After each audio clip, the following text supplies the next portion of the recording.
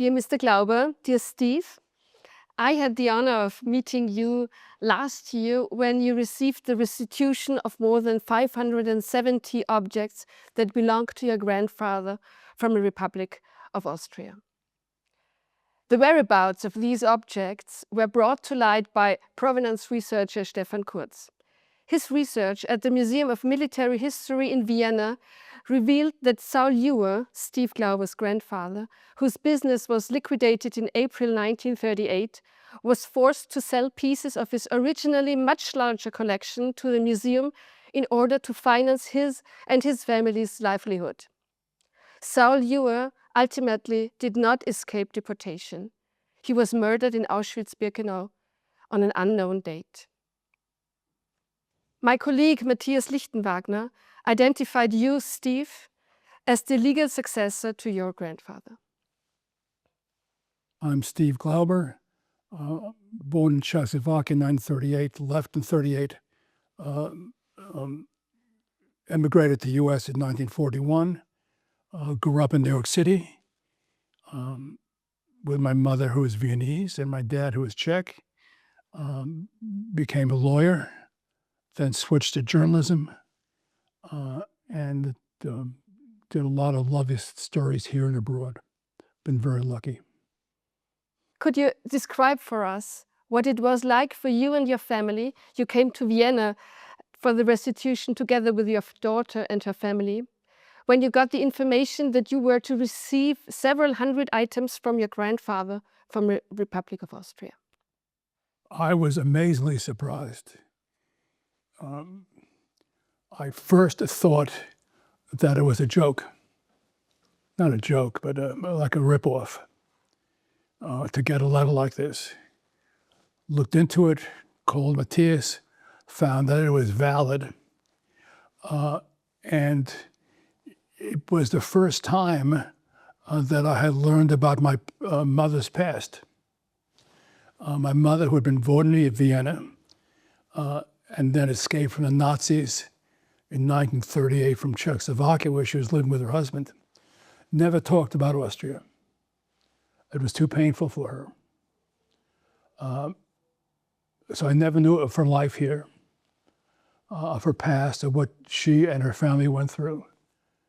And then to read this history of my grandfather, my mother, was just remarkable. That they'd lived here, lived there.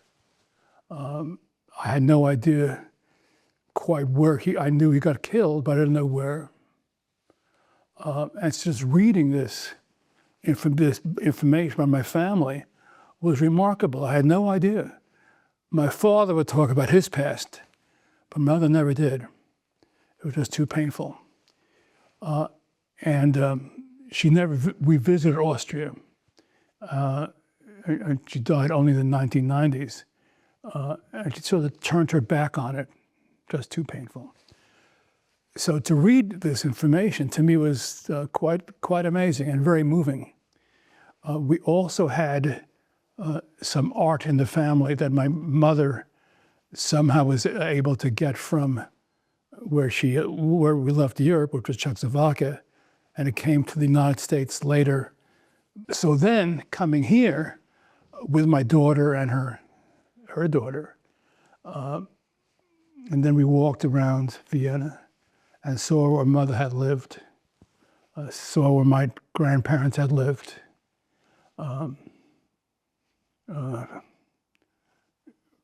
trying to visualize how they lived. They apparently lived quite well. They had lovely apartments. And so that the trip here was terribly moving to me and very emotional. And I think also for my daughter and granddaughter. Then we were just so very moved by the fact that the Austrian government had gone through all this effort to find this art by my grandfather. And then through these gentlemen found where I lived and my sister, who had passed away, lived. And all this on their own for months or years without reward to them. was amazing. And the recognition that Austria had sort of acknowledged some of the wrongs of their past, which I found remarkable. In the United States right now, the administration is trying to bury anything that was embarrassing in the past. They're trying to rid libraries of bad history, like segregation didn't happen. And in Austria, on the other hand, they said this did happen. And we're making all this effort through returning art to the rightful owners at extraordinary expense, with extraordinary talent, is more than impressive. And I think about it constantly. Now that we have a few of the objects at my apartment, what we did with the art is we gave some to my children, other relatives, and we kept a few things. And we just got it a few weeks ago at incredible expense to somebody, not us. In fact, the box that the art came in, I would have saved the coffin for just a little bit longer. It was just handles and beautiful. And so I look at the few pieces now every day, and I think about their past and what so many millions of people went through. And also especially now with the war against migrants, not only in our country, but around the world. And you think of how my parents survived, and got out and started a new life, and the bravery of those people. I'm reminded of that when I see these objects. And also reminded of the efforts made by people like you know, for years or months. I mean, it's amazing. It really is. And then the ceremony that we had when we met, you know, I'm not used to being, quote, honored, but it's embarrassing. But again, the effort that you made on behalf of the country, and symbolically, in my case, I think is a good one. I'm embarrassed that I'm rewarded by it, but it represents so many things. Represents the behavior of the country, to acknowledge its past, to go through the efforts to give some restitution somehow. All very moving and one of the high points of my life. May I ask, Steve, what exactly did you know about a collection that your grandfather Saul Juer owned or first started and developed for, I think, 30 years? Was this fact known to you and your family before? My mother had told me that my grandfather was a collector. He hated his work as a butcher, and when the store closed early in the morning, he went to museums. And my mother said that he had art everywhere. And one of the great stories I've ever heard, if I could tell it now, when my grandfather got married, they went on this, like a European tour, which apparently was something that many people did. And his first stop was, I think, in Bonn. And he told his wife of one day, "Sweetie, there's an exhibition going on of an artist who I'm interested in. I just want to take a look at it. I'll be home later." And he came home later with 3 pieces of work by Munch, Edvard Munch, who was then, I guess, an unknown Norwegian, an unknown artist. And he said, "I spent all the money. We have to go home." Which, of course, is a story that one remembers when one hears it. So I knew of his interest in art, but I have no idea what else he had. I never thought about it. I only thought about it actually once you guys discovered his military collection.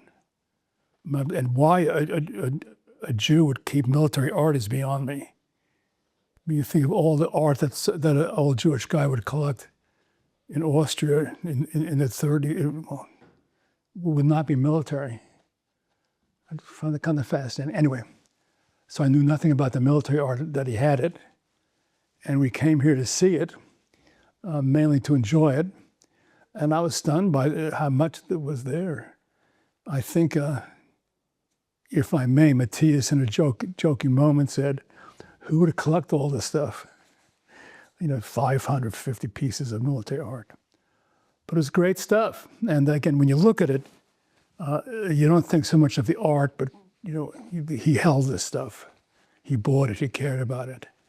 And the Austrians were kind enough to buy it, to keep it, and then get a hold of me and my sister.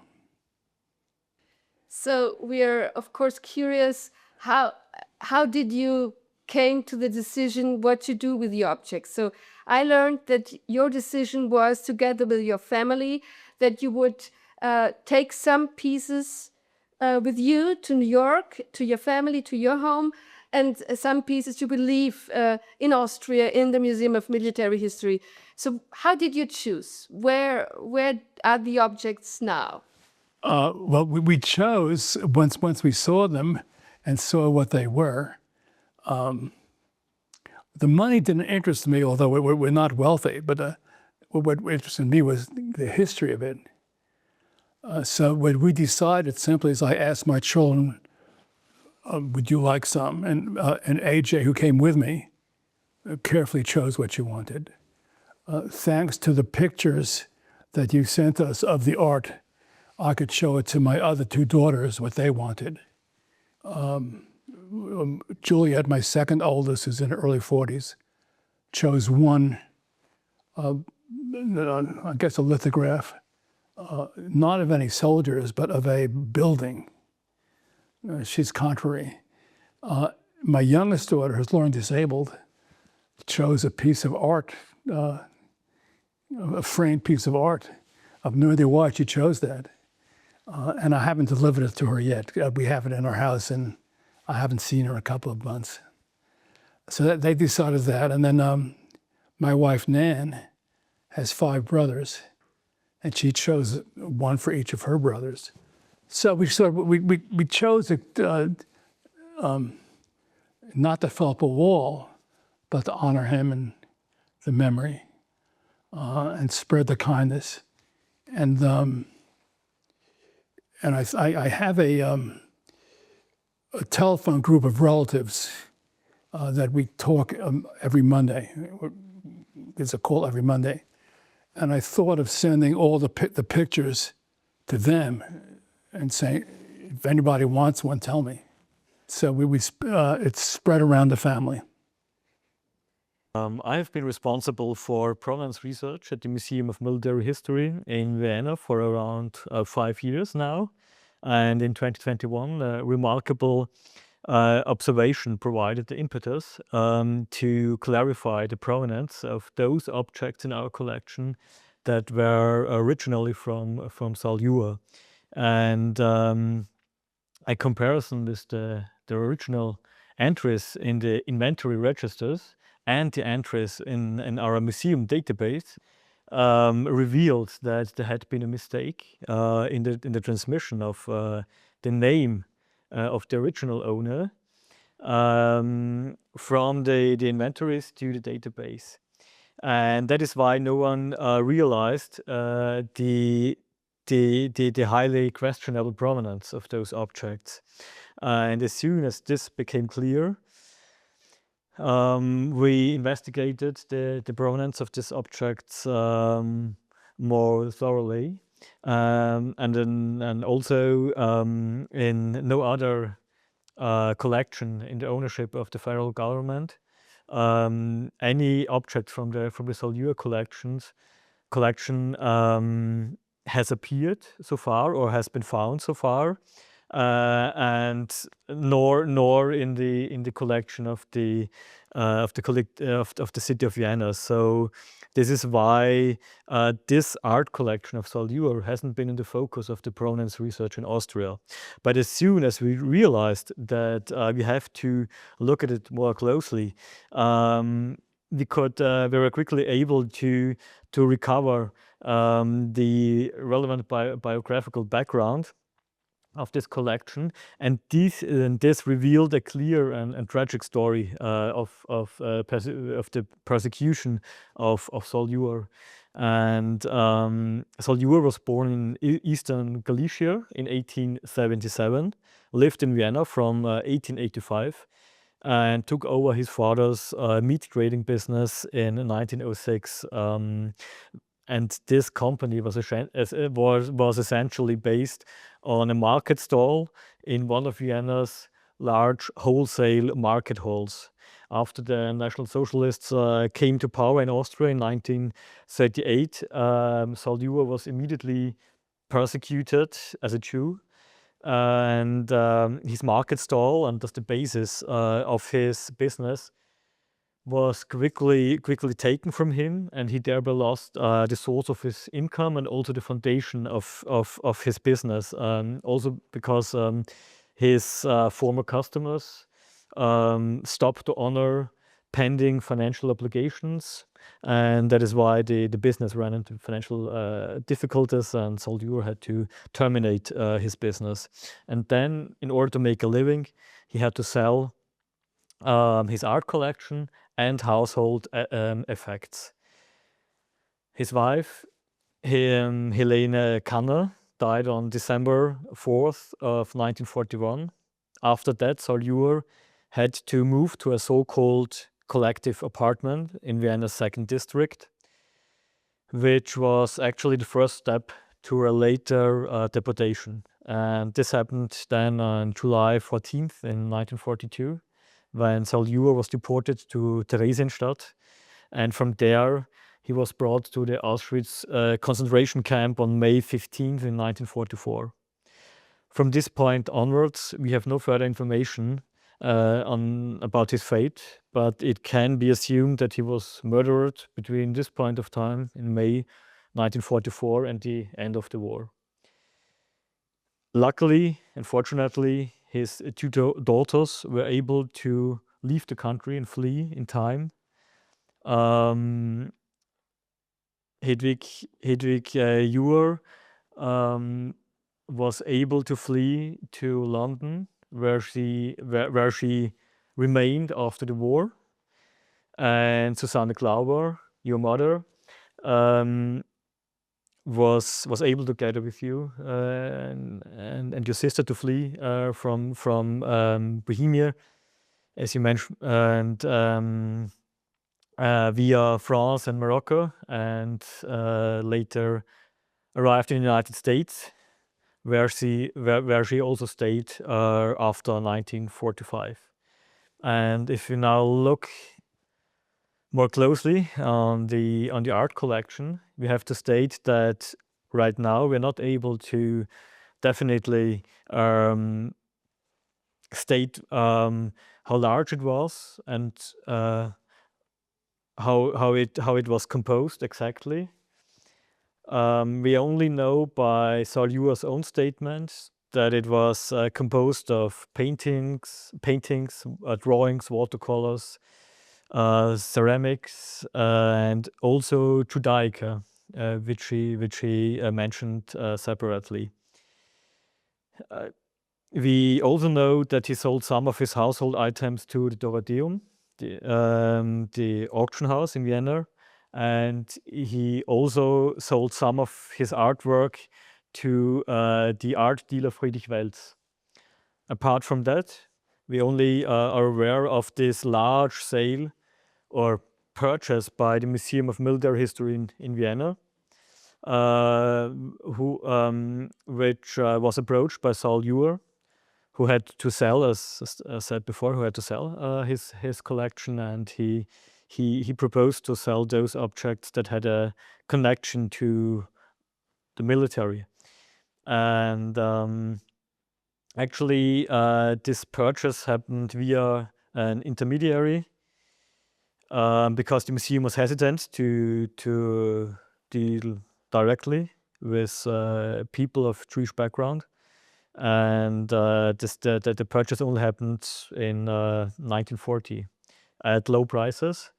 And at this point of time, about 572 objects were bought. And it appears to be especially perfidious that there was another painting which Saul Juer brought to the museum for assessment. He wanted to sell it as well in 1941. And this painting remained in the museum when Saul Juer was deported to Theresienstadt. And about 5 months after he was deported to Auschwitz in December 1944, the museum entered or inventorized this object as a supposed depot find. So Saul Juer didn't receive any money for it, not even a small amount. After 1945, there were apparently no attempts to restitute the work to the heirs of Saul Juer, to your family. Thus, the objects were only returned more than 80 years after Saul Juer was violently torn away from Vienna and met a violent death to you, Saul Juer's grandson, Mr. Steve Glauber, in 2024. And we are glad that this happened finally. My task at the Commission for Provenance Research is to look into the families, find the families, contact them, and later also help in the whole process of handing over and restitute the objects themselves. In this case, I was involved around at the end of the year 2022. It didn't take too long to look into the family history because a lot of research was already done and a lot of the family basic information was known. And around the beginning or mid-2023, it was possible to both contact the family, get in contact with the family, and also obtain more or less the whole information and documents and files that are needed to solve the case. We obtained that in Austrian archives and courts, also at courts in the United States and in the United Kingdom. After that, it was possible to resolve all questions relating to the family, which was not that time-consuming, as the family knew each other, were in contact with each other. So this family tree, it is possible to fit it on one page, and that is not that often the case. And around fall 2023, we were able to submit our report to the competent authority, which approved it rather shortly. And so the whole process of contacting the heirs and make preparations for the handover ceremony took place. And well, it was really an honor to learn that the family and many members of the family would travel to Vienna, actually have a look at the objects and decide on site to what objects to take and to learn more about the history of all the soldiers depicted and people depicted and buildings. And so it was a wonderful progress and really an honor to meet the family and you all.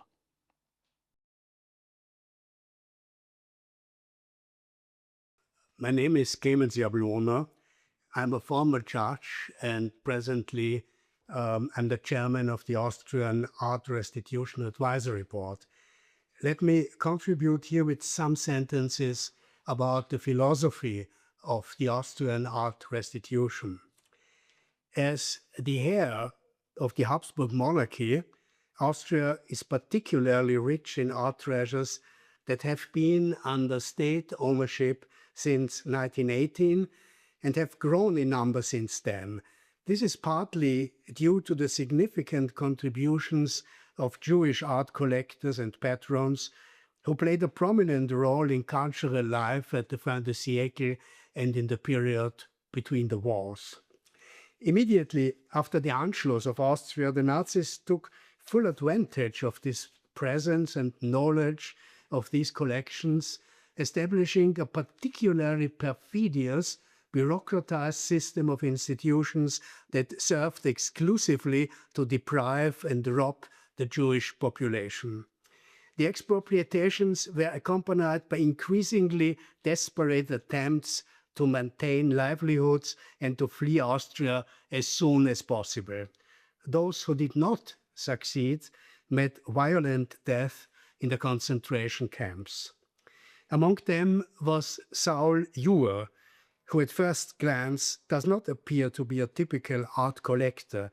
He did not lend major works to art museums in the 1920s, nor did he appear in famous salons or correspond with prominent intellectual circles, as far as we know.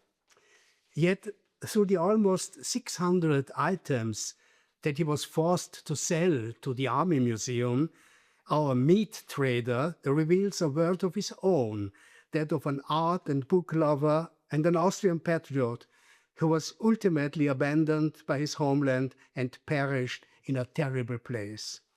Steve Glauber now supplements this fragmented knowledge with memories of his parents, who fortunately survived, as well as his own life and that of his family. In many other cases, however, we can no longer find any direct relatives or memories. One might say that the Austrian system is first class in terms of law and of provenance research, even by international standards. But however, this self-praise must be considered in the light of the enormous scale of Nazi theft and the long-standing defensive attitude of the Austrian art bureaucracy. Nevertheless, it is important to recognize that the consequences of art theft have made it a worldwide phenomenon, as evidenced by the global Washington principles. To the extent that state or semi-state institutions are included in the focus at all, they also form only part of an art scene characterized by an enormously dynamic art market. But we must never forget, restitution concerns enthusiastic, talented, and far-sighted collectors, and their stories of oblivion and loss that we have been forgotten for so many years. Thank you for your attention.